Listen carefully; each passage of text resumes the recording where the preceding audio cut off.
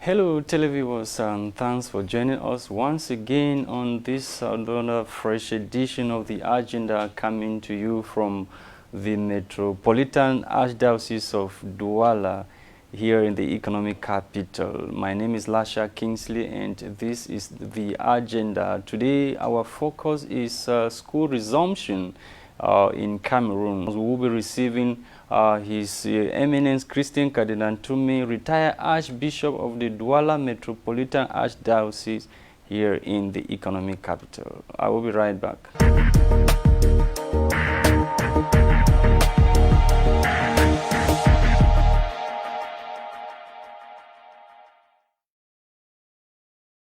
Your Eminence Christian Cardinal TUMI, thanks so much for accepting once again to be guest on our program.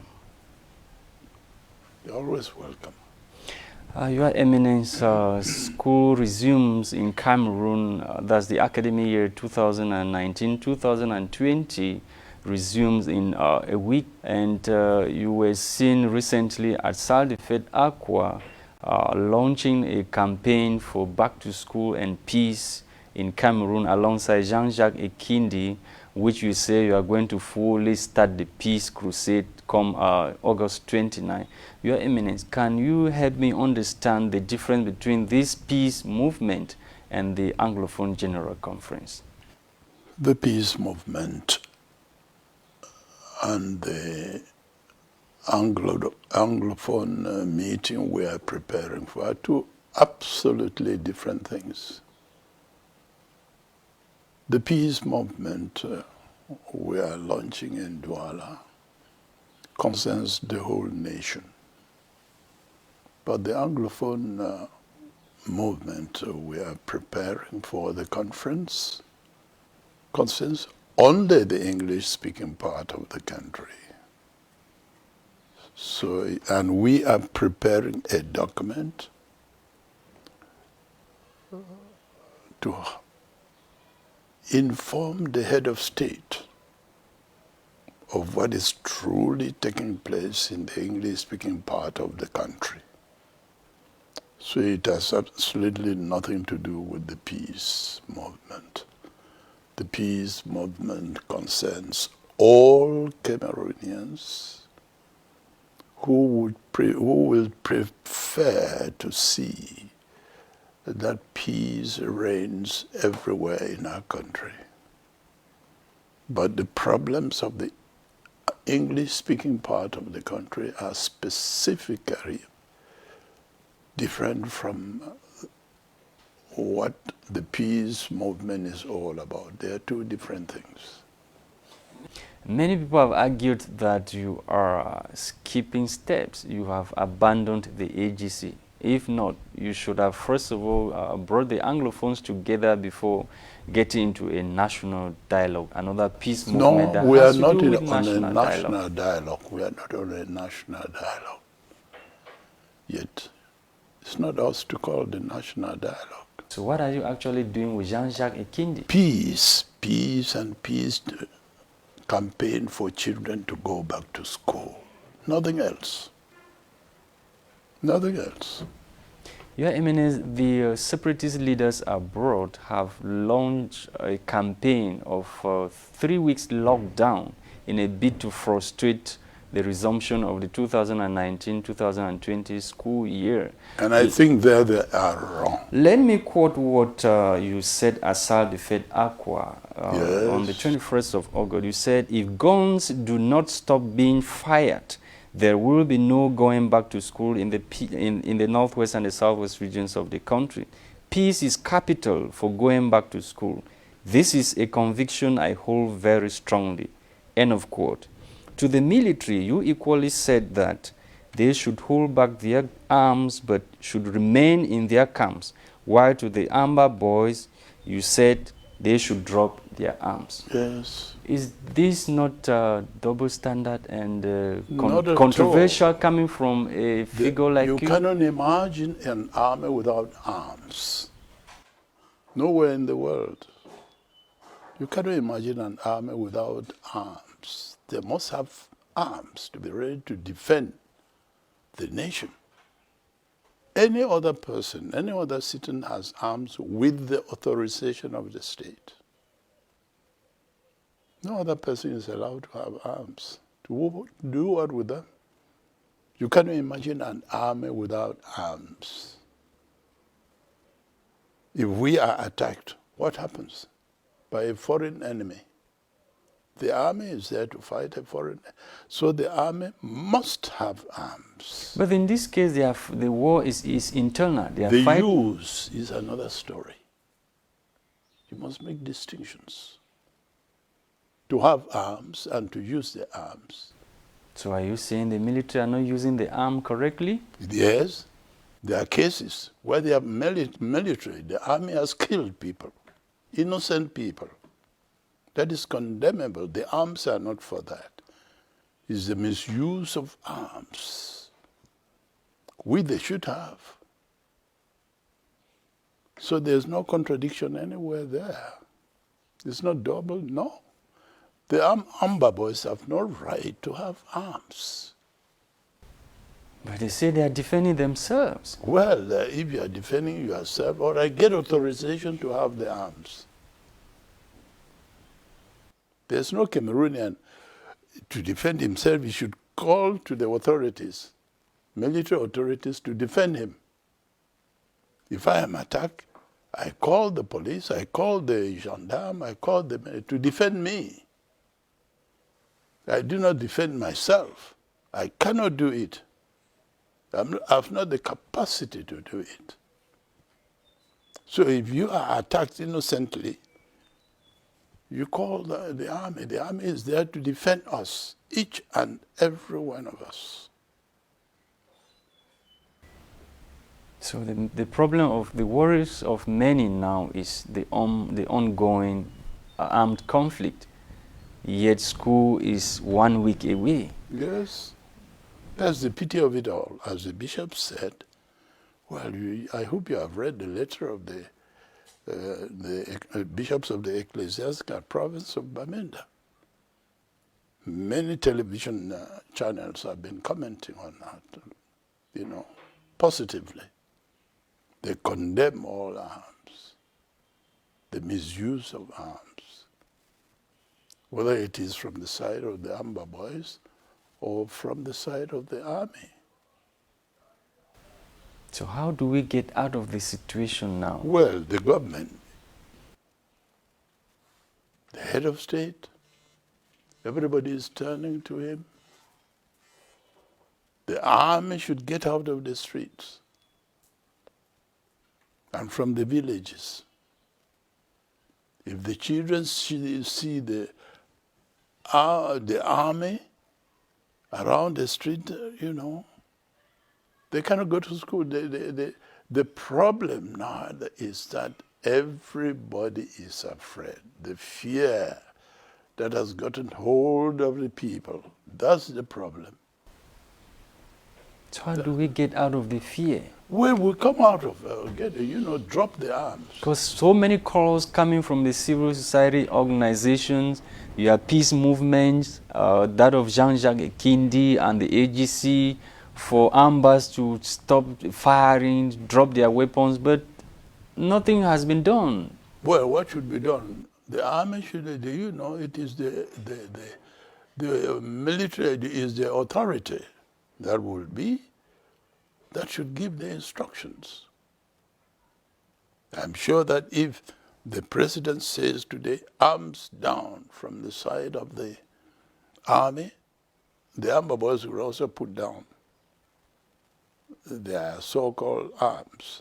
Many will argue that will give an upper hand to the Amba boys to declare their independence now. We've had cases of them hoisting their flags. No, I don't think so.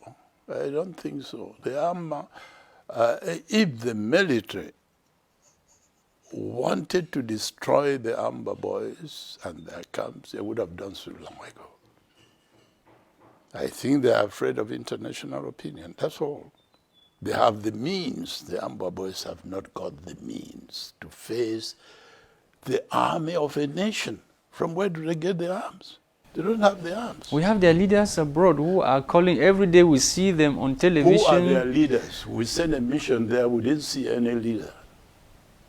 They are fighting for themselves. There are no leaders abroad. We have Cho Ayaba, who has made himself the commander-in-chief. What army, what they thought they would be helped by America and Europe. There's no help for them from those people. From where do they get the money? They don't have the money.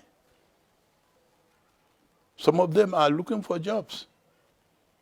They don't have the money to send a whole army. They told me 2 years ago that in 1 year they would take over power. Where are they? Let them face the truth. And what is the truth? The truth is that they don't have the means for their policy. They don't have the means to take over militarily. They don't have the means to take over any part of the country militarily. They don't have it. That's the truth. They don't have the means. So they said they would introduce a system of education, as the bishop said in their letter. You know, they deceived the people. For 3 years and running. 3 years running, they said they will introduce another system of education. Where is the system of education? But you may want to agree with me that their disturbances created an untold sufferings on the people. To their own people. In the northwest and the south, as well as the economy of the country. They have become enemies of their people. Why kidnap the bishops? Why kidnap the priests? Innocent people. Because they have nothing to eat. When I went to Kumu the other time, the Bishop of Kumu gave about to 20 Amba boys 1,000, and they were rejoicing. 1,000. They have nothing. The people who were supporting them, even with food, have all run this way. They have become as poor as a church rat. They cannot face the army. Many people believe that they don't longer take instructions from those based abroad. They take instructions from who? Nobody so knows. Why is the lockdown being imposed? Why are they respecting the lockdown? The lockdown, who? And it suffices. If you go to a school, it suffices for anybody to fire the gun and the children run away. Who is he who fires the gun? They are divided. Divided we fall. That's sign of a fall, if they are divided into small groups. Those who wanted you to come to abroad and have a talk with them, which you send your coordinator, Mr. Eli Smith, do you mean to tell me that those people, they were not leaders enough to... No, they are not leaders. To sit on the dialogue table? No, they are not leaders. We don't know them. We sent a mission to America to meet them and to Europe. The conclusion of our mission was that they are not politicians. Everyone is thinking of himself or herself. I ended my studies in Europe or America, came home, nobody employed me. This one deceived me, that one did. When they are appointing ministers, they don't think of us. They are thinking of themselves. So those are the kind of reasons they advanced? Yes. That's in the report we got from our mission that was sent to you. Who is the leader? The money they collected there, they were fighting for the money. They were divided over it. We also got report from those who are not Amba boys, but who were contributing because they were afraid. There's something, if they don't do some harm to you, they do harm to your relative back home. You know, with the Amba boys, I told one I know who is in Italy, I said, I do not agree with you people for two things. You are intolerant. An intellectual is tolerant. You listen to the other person and tell the person, on this point, I agree with you. On that, no, for these reasons. But once somebody does not agree with them, he is condemned to death. And I told one of them, if you people take over power now, you will be worse than Hitler. You will be worse than Hitler because you are not ready to dialogue with anybody. You are not ready to face a contradictory opinion. You know, they are not really quite a number. One came here to see me, an Amber boy. You say he's there controlling around Boya. This boy prayed me, asked me, please talk to me in Pidgin. I didn't go to school. How can such a person know the value of going to school, of schooling, of education? They are destroying the youth of tomorrow in the English-speaking part of the country. They are destroying the youth, the future of the youth, because they themselves have no future. Those who are in the forest, those who are running up and down, kidnapping people, they have no future. You may also want to agree with me, like what many other people are saying, that the government too is contributing largely to what is happening in the two English-speaking regions of the country, with the recent sentencing of Ayub Tabe and his cabinet. I am not supporting the to government. Life imprisonment at the eve of school resumption. Well, we can say what we like. Well, they assume the responsibility. The tribunal judge him. They judge according to the laws and with their consciences. And they will answer for it before God. If they didn't judge according to the laws of the country and their consciences, they will answer for it. God is the only true judge who knows the hearts of men. We can make a mistake in judgment. Man is not perfect. You can make mistake in judgment. But I think they said here they were judged according to the laws of the country. So I don't judge them for what they did. All I ask myself is, looking at the present situation of the country, sentencing this man to life imprisonment, or was it proper to do it now? Everybody has his own opinion. And what is your own opinion? My own opinion? As to the sentencing? Well, the sentence is the time, but there is no time for sentencing somebody to punishment. There's no particular time. But if they judge that, well, they are independent, they judge any time, it doesn't matter what's happening. Is there to answer for it. Many are equally advancing or saying that your AGC has not held because the government has not given you that authorization. So where are we now with the AGC? That is not true. We are advancing very well. We have produced a document of 400 pages. People don't know. We have summarized it. And we'll soon be holding our ANGs. For various reasons, we couldn't hold it, propose it to the people now. But we'll soon do so. We are not sleeping. We have summarized the document of 400 to 8 pages. And we'll give it to the people. They will get it. The Prime Minister has it now. We have given him, we went to see him about 2 weeks ago. So what has been his own opinion to your gathering? Well, some people even think your gathering is illegal, that you making statement with an illegal gathering, that you don't have authorization, the AGC is not registered. And it's not a register, it's a group of religious leaders. It's a group of religious leaders, it's not a movement. And some people think that you need an authorization to be able to make statements or issue statements. I need to talk, to express my opinion to the press. I don't think so.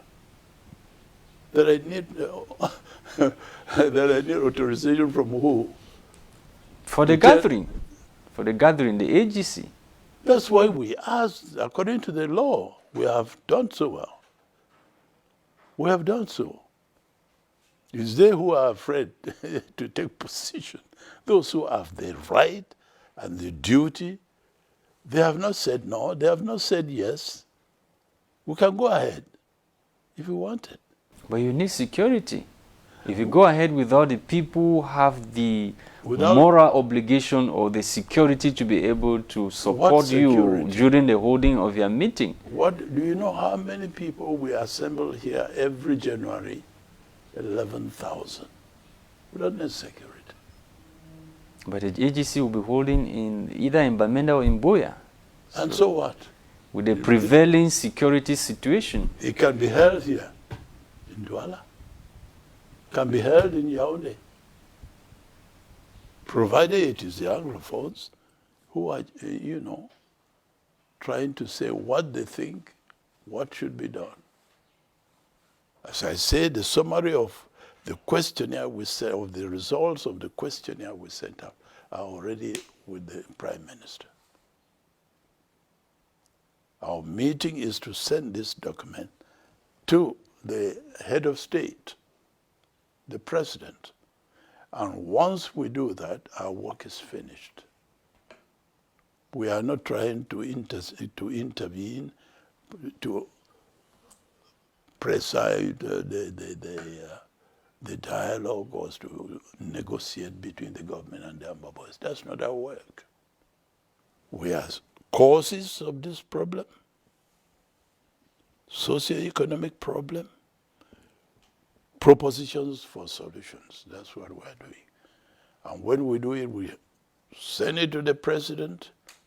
It is left to him to do what he wants with it. Are you convinced that the document will reach the president? Yes. It has reached the Prime Minister. If it has reached the Prime Minister, it will reach the president.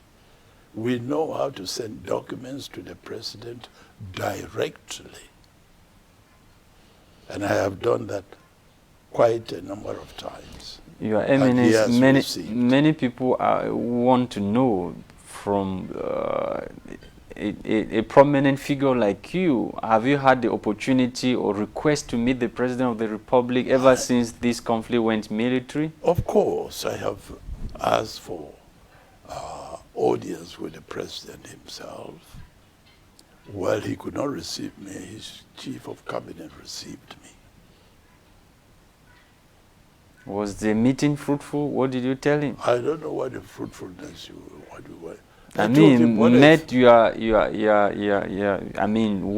objective, what you wanted to see the president and discuss with the president. That I would have loved to meet him face to face. Don't you have the impression that somebody is blocking you somewhere from seeing the president? I don't suspect anybody, because I've been seeing the president. It's not the first time I'm trying to see him. I've been seeing him. He has been receiving me. Just two of us in his office. And I tell him what I think. Why can't you place a call to him probably? To get to him directly? Probably there's somebody. I don't have his telephone number. If I had it, I would call him. You cannot call somebody whose telephone number you don't have. That sounds funny. Yeah. Anyway, Your Eminence, what is your own last word to the Amba boys as regards school resumption? School resumption, let them not instill fear in the hearts of parents and children. Let them leave them to go. Otherwise, they are fighting against themselves. What is a nation without educated people? That's where they're formed. Amba boys should put down. They are illegally carrying arms. They should accept that. Not that I'm supporting the government, not at all. The government thing, I'm supporting the Amba Boys. The Amba Boys thing, that I'm supporting the government. So therefore, I am neutral. I'm neutral. When I keep repeating, when I was ordained priest, I took 3 decisions in 1966 to obey my bishop. Wherever he sent me, I would go. In the bush or in the town, I will go without questioning it. Secondly, I will never, when I'm preaching in a church, attack anybody from the pulpit. I attack you when we're sitting face to face so that you will have the opportunity to defend yourself, you know. And then, thirdly, I will never take part, I will never accept the invitation of any political party. Because when we were ordained, there was multi-partyism in the English-speaking party, English-speaking part of the country. And I've been faithful to those 3. Nobody can accuse me in this country that I'm a member of that party. Or the other day I was listening at the television, still a television channel, where they were arguing, is Cardinal TUMI neutral? Somebody said Cardinal TUMI is not neutral. And the other one asked him, he belongs therefore to which party? So the other man said, you don't need to belong to a party to be, you know, to be neutral. No, nobody can say Cardinal TUMI belongs to this party. But the truth can come even from the devil. See my point? But we should learn to make distinctions. No, there's nobody who cannot speak the truth. There's nobody who... Are they not speaking the truth in the faces of injustice? Well, man is weak. There's such a sin as telling lies. Telling a lie means that what you are saying does not correspond with what you are thinking. Saying the truth means that what you are saying corresponds, is the verbal expression of your thought. That's the truth. The agreement between what you are saying and what you are thinking. Otherwise, you are telling a lie. Man is capable of sinning, therefore capable of telling a lie. We're weak. To the government, what is your last word on school resumption? To the government. What are you telling the government as regards school resumption? The government led the army back to the no firing anywhere. Let the children not see the military people around the school. You know, there was a small child here in the cathedral. The mother was working at the father's house at the cathedral. This child was less than 4 years old. And he called himself my friend. Say, Bishop, I'll be your friend. Je suis votre ami. So I am absent from here, as usually I did in January, on holiday in the village. When I came back, this child asked me, where were you? I told this small child of less than 4 that I went to see my mother. Your father, what a peril about see? When I told the child that my father is dead, you know what this child asked? Was he killed by the army? You see, what a child of less than 4 years old, the idea he has of the police. The army is negative.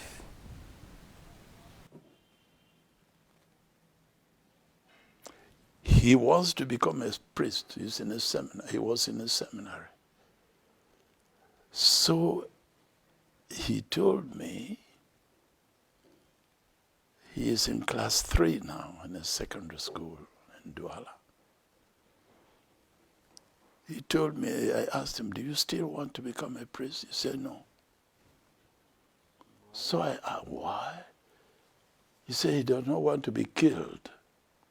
By the military. This was after the death of the Bishop of Bafia. You see, the ideas were sowing in the minds of kids, children of the army. The relationship between the army and the ordinary man in the English is one of hatred. The problem is how to cure those hearts that have been wounded. But in what concerns the schools, the bishops of the ecclesiastical province of Bamina have said all. Your Eminence Christian Cardinal TUMI, retired Archbishop of the Metropolitan Archdiocese of Douala. It was a pleasure having you on the agenda. Thank you so much. And thank you for giving me the occasion to tell you what I think about what is happening. But let the people know that if there is anything, any organization organizing anything about peace, we're interested in it because that's our ultimate aim, peace. So let them not be surprised to see me. Thank you so much. With the others.